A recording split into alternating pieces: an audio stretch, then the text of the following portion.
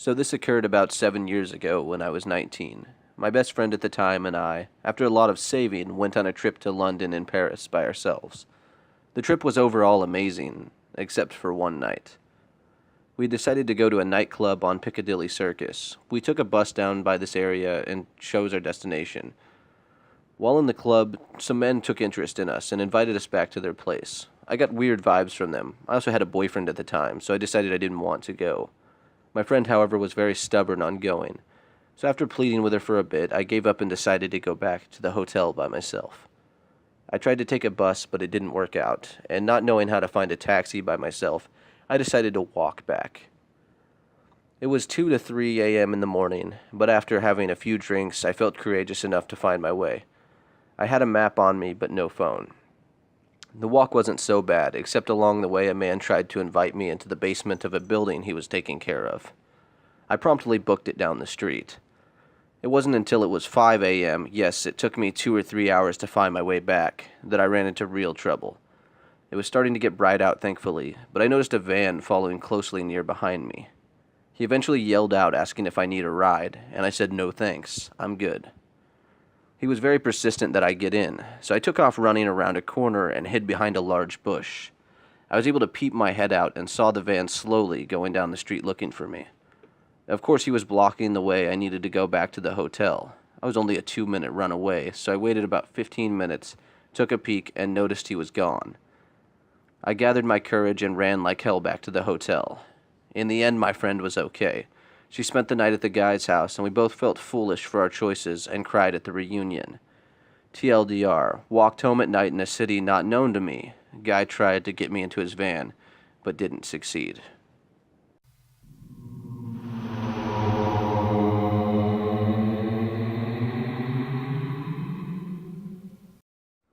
I used to live in this housing development built at the edge of an abandoned golf course.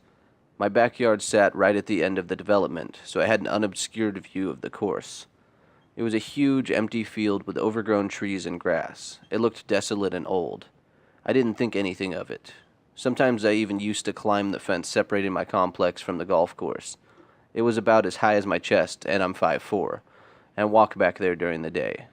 It was closed off, so I knew the only people who could get back there were those who climbed via the complex like me. I also like just sitting on my patio and having breakfast sometimes. You know, enjoying the view, the quiet. My family would often do this. One night during my high school years, my sister and I decided to go on the patio with our laptops. This was a normal thing. We were just goofing around.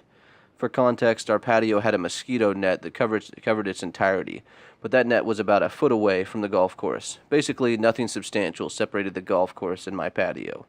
It made for a good amount of privacy. That was one of my favorite things about it.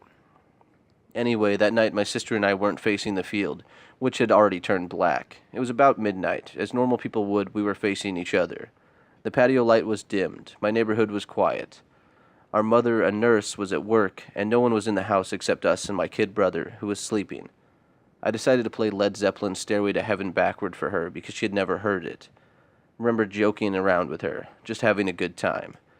At my right side was my house. If I turned my head, I would see my living room through the open sliding door. On my left was emptiness, the field, darkness, then something else. It was just a slight movement out of the corner of my eye. I turned toward the golf course, and there I saw a man. Looked to be in his early 30s. He wasn't moving and stood at the edge of our house, feet away from us. Maybe he'd even be able to touch us if our mosquito net wasn't in the way. He was just staring quietly at my sister and I.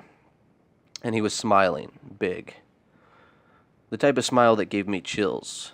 His teeth were white, and the red shirt he was wearing stood out against the blackness. I remember the red shirt in particular, how bright it was. The second I screamed, he ran in the direction of my screen door, which could have also been him running deeper into the field, as my screen door was on the side of our house, if that makes any sense.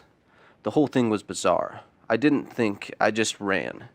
My sister and I left our laptops outside, and we rushed into the house. After struggling to lock the sliding door, I grabbed a kitchen knife and sat on the stairs with my sister until the police got there. Calling them was useless. They never found anyone, and I never sat on my back porch again. I just kept thinking, how long was he watching us? That was over 7 years ago. In retrospect, I feel like maybe he was just some guy who lived in our neighborhood and wanted to fuck with us. though I had never seen him before and didn't see him after. Still, all these years later, I can't have any of the blinds or windows open at night. I always feel like when I turn outside, someone will be watching me.